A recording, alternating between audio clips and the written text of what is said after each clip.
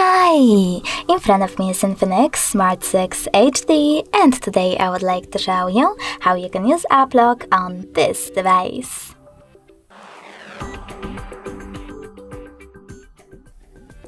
First of all, just access settings and scroll down.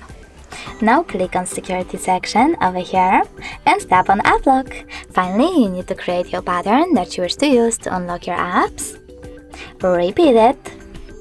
And then answer this security question. If you don't like it, just click on it and tap on one of those. When you're ready, remember to answer correctly below and choose Done at the top right corner. Finally, you can click on an app that you wish to lock. I will go with Chrome.